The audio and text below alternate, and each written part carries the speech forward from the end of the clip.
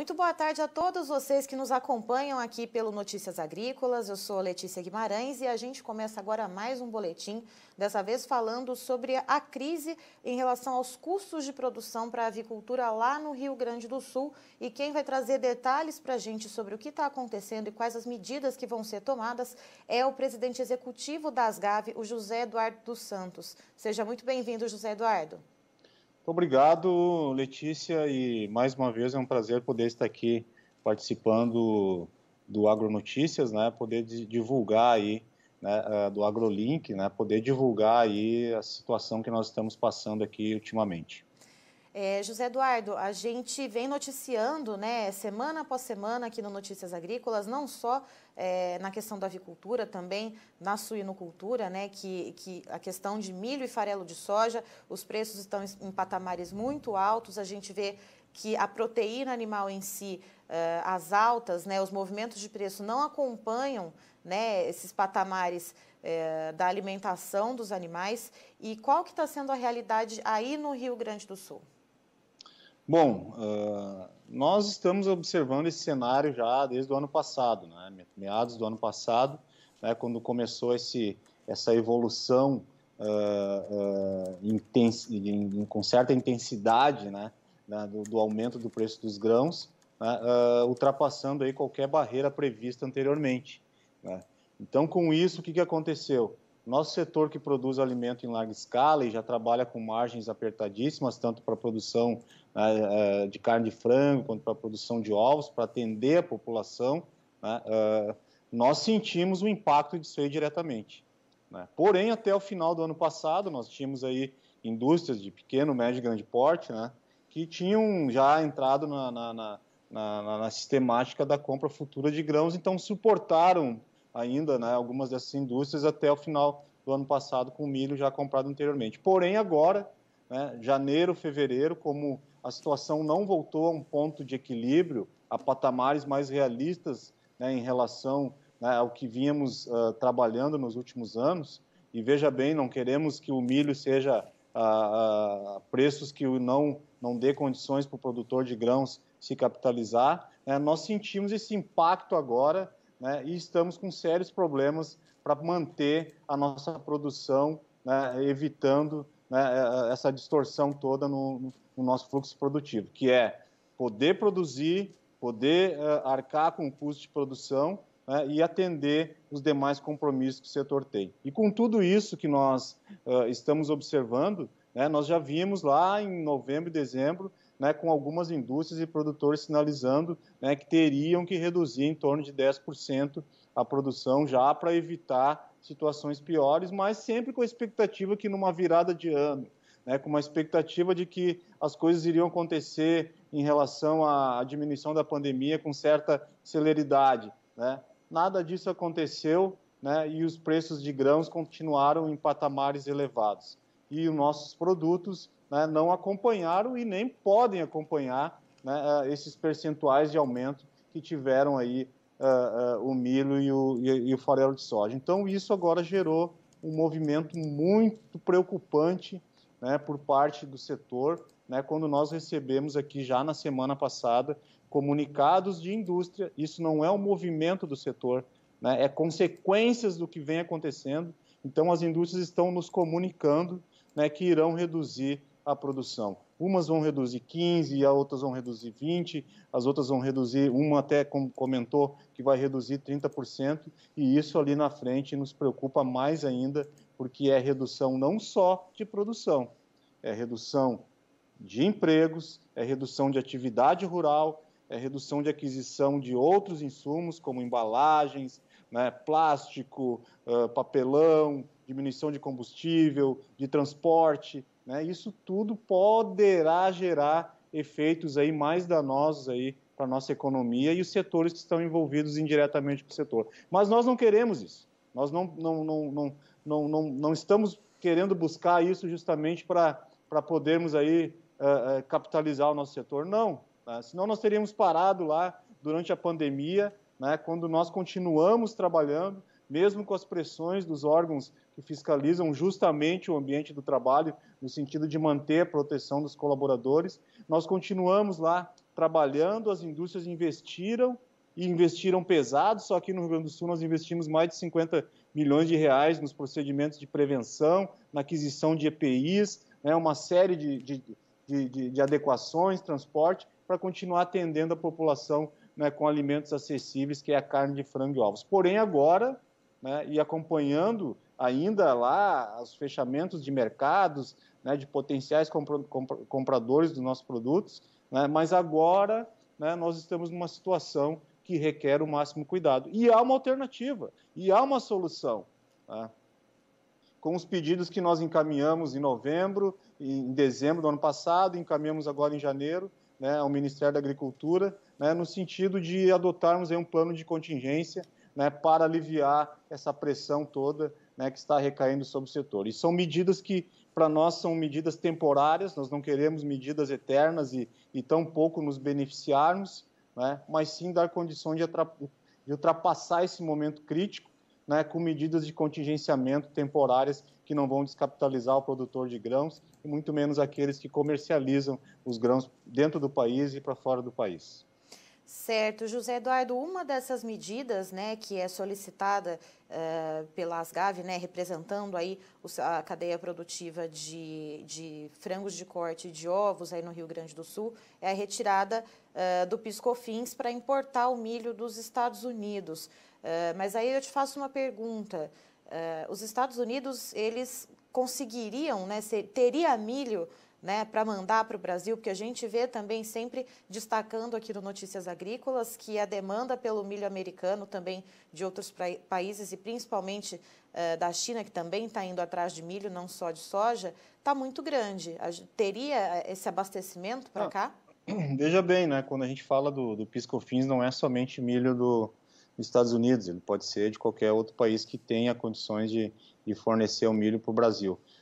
Dos Estados Unidos, nós queremos importar milho, né, de uma variedade que tem lá que ainda não é plantada aqui no Brasil, né, então é isso que nós pedimos para a liberação de milho dos Estados Unidos, por isso que a gente tem que ter esse cuidado aí. E a questão do PIS/COFINS, ela vai atender mais aqueles produtores que não exportam, né, aqueles pequenos e médios produtores, né, e por um determinado período.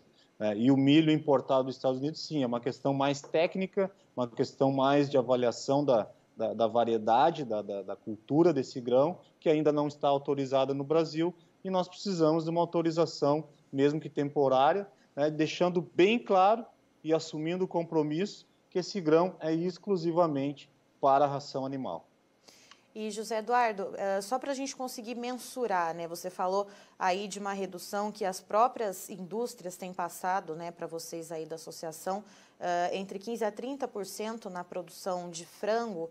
Isso por mês daria quanto, mais ou menos, né? Quanto que é o abate mensal aí do Rio Grande do Sul, só para a gente ter uma ideia de quanto seria essa queda?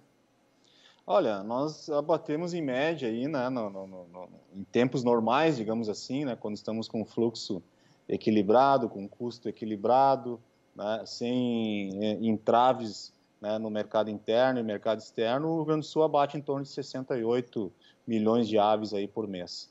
Né, e com essa queda aí prevista, né, automaticamente vai cair aí na casa de quase 10 milhões de aves por mês. Né, isso é um impacto considerável. Isso é uma medida, né, digamos assim, inicial. A gente sabe que é importante a gente manter a nossa produção, né, porque o nosso produto tem uma alta demanda no mercado interno, né, tem uma demanda considerável no mercado externo. Né, a gente não quer também desestruturar todo o histórico e o fluxo produtivo que o setor construiu até hoje. Mas justamente, né, eu volto a insistir porque tem que ficar bem claro isso, né, na cabeça do governante, né, na cabeça daqueles que estão aí curiosos com a situação, né, que nós estamos trabalhando com medidas temporárias de contingenciamento justamente para evitar, né, essa situação toda. Então, essa redução ela vai impactar, né, ela vai impactar, né, e vai fazer com que diminuam aí, né, as aquisições de grãos, né, as aquisições de, como eu citei ali anteriormente, de outros insumos, né? Mas nós queremos que isso seja temporário e se não precisar chegar a isso por mais um determinado período, né, que nós consigamos aí nos próximos dias ter um anúncio, né, por parte do nosso Ministério da Agricultura, que realmente, né, seja consciente, né, e coloque numa balança que é melhor tratarmos agora de assuntos, de pontos de contingência, do que esperarmos, né, e as coisas iam acontecendo, né, e os entraves, né, e as consequências poderão ser mais danosas ainda do que a gente está prevendo. E, José Eduardo, essa redução, ela tem inicialmente um período para durar? As empresas falam, assim, por quanto tempo vão manter esse recuo na produção e com possibilidade de extensão, caso a situação não melhore? Não, é justamente o que eu coloquei antes, né? A gente tem que observar todo o fluxo produtivo, né? Né? A escala toda de criação, né? Das aves, são animais que nós estamos tratando de vidas de animais, então nós não simplesmente vamos parar hoje e já gerar o efeito amanhã. Esse efeito vai vir, né? Daqui a um mês, né? Então a gente vai ver já como vai ser o impacto daqui a um mês. Se a situação não se resolver, com certeza o setor vai continuar nesse ritmo gradativo, né, mês a mês, né? Ou aumentando essa redução, o que eu quero dizer é ampliando a redução, né, ou diminuindo ela gradativamente, né? Mas por isso é importante frisar, Letícia, que nós, né, estamos bem cientes, né, de que não é a melhor alternativa, né, que nós gostaríamos de tomar no sentido de simplesmente parar de produzir, né, e dar esse reflexo todo em outros setores da economia. Não é alternativa, né? Por isso eu volto a dizer que nossa situação ela está também condicionada, né, a medidas temporárias, medidas que infelizmente não dependem de nós, né, dependem do governo, né? E esse governo que nós ajudamos muito na balança comercial nos últimos anos, né, e não deixamos faltar alimentos durante a pandemia, né, e agora então a gente requer uma atenção especial aí por parte dos nossos governantes.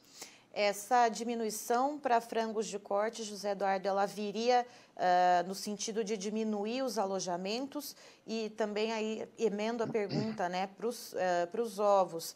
Seria o descarte das poedeiras mais velhas ou também de poedeiras que ainda estão numa idade de boa produtividade?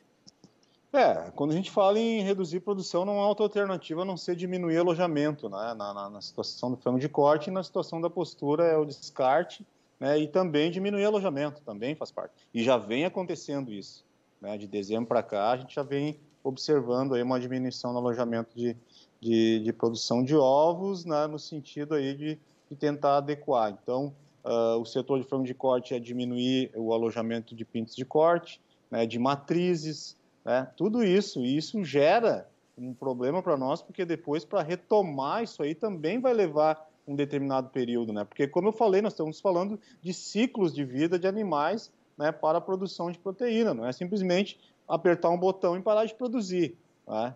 Então, é esses pontos que nós temos que estar bem atentos. São essas alternativas de reduzir a produção, né, e que a gente vai estar adotando aí, caso seja necessário, né, manter até por alguns meses. Sabe-se, né, que o mesmo preço do milho que o produtor de frango paga, do farelo de soja, o produtor de ovo também paga. E eu acho que os suínos e o leite também pagam, né? Então, assim, nós estamos aqui falando sobre o setor de avicultura, que é o setor que eu represento, né, frango de corte, ovos, mas a gente sabe que tem outros segmentos que ali também ou já estão, né, querendo aí algumas medidas de contingenciamento. Então, pessoal, o momento é de buscar um entendimento e algumas ações, efetividade nas ações, tá?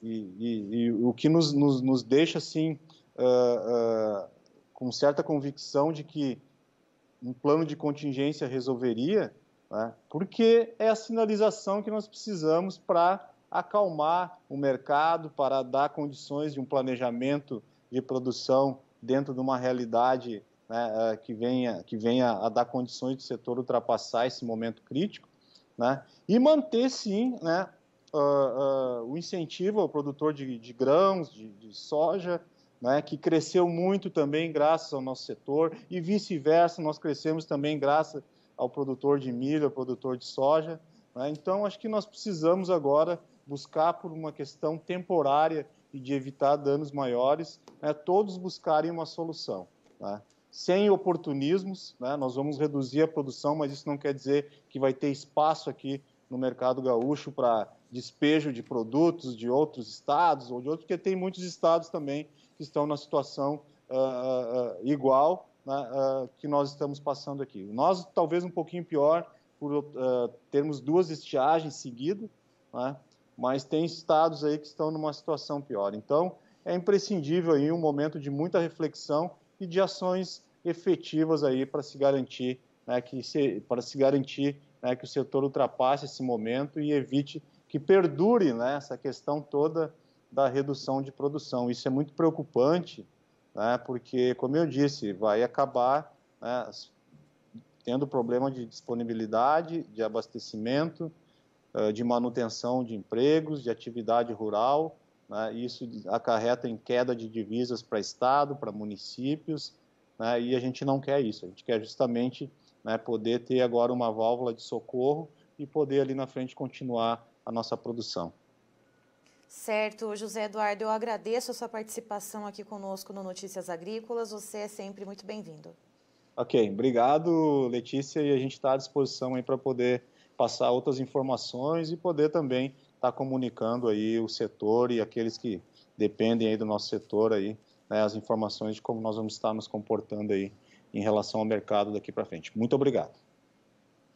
Estivemos aqui, portanto, com o José Eduardo dos Santos, que é presidente executivo da ASGAV, lá no Rio Grande do Sul, Associação dos Avicultores Gaúchos, né, trazendo para nós a realidade, a situação dramática que o setor está vivendo nesse momento, com os custos de produção em alta e o setor produtivo, tanto de aves de corte quanto de ovos, ameaçando reduzir a produção porque não está dando conta desses custos tão elevados. Para a gente ter uma ideia, saca de milho girando em torno de R$ 83 a R$ 85 reais, a saca de 60 quilos lá no Rio Grande do Sul, farelo de soja tonelada em torno de R$ 2.800, R$ 2.900 reais. Para a avicultura de corte, José Eduardo disse que isso já sinaliza um prejuízo em torno de R$ 1,20 até R$ 1,80 no quilo da ave resfriada. Para os ovos, segundo José Eduardo, isso praticamente está empatando, né, com o preço que os ovos estão sendo comercializados atualmente no Rio Grande do Sul. Então, há essa possibilidade na redução da produção, que isso são comunicados que as próprias indústrias lá do estado têm enviado à ASGAV, indústrias comunicando que podem reduzir em 15% a produção de aves de corte, até 30%, ou uma suspensão do funcionamento, né, com férias coletivas, enfim. Essas reduções, segundo o José Eduardo, o Rio Grande do Sul abate, em média, por mês, 68 milhões de aves. Então, essa redução entre 15% a 30%, seria uma queda entre 10 milhões até 20 milhões de aves abatidas por mês. E isso também não significa só o recuo na produção, também pode afetar a questão de empregos, redução de divisas dos estados e, inclusive, o consumo, né, desses insumos que são tão importantes para a atividade, que são milho e farelo de soja. O setor, né, representado pela ASGAV, pede ao governo federal, desde o final do ano passado, a retirada do PIS/COFINS na importação de milho e a liberação da importação do milho dos Estados Unidos, uma variedade de milho que haveria um comprometimento do setor da avicultura aqui brasileira de só ser utilizado para rações. É uma variedade que ainda não é liberada para entrada aqui no Brasil. Então, o setor aguarda essa devolutiva do governo federal para poder conceder essas alternativas, né, de forma temporária, em caráter temporário e emergencial, até que a situação se regularize. Caso contrário, essas reduções devem ou aumentar ou perdurar por mais tempo. Eu encerro por aqui, mas daqui a pouquinho você tem mais informações aqui no Notícias Agrícolas.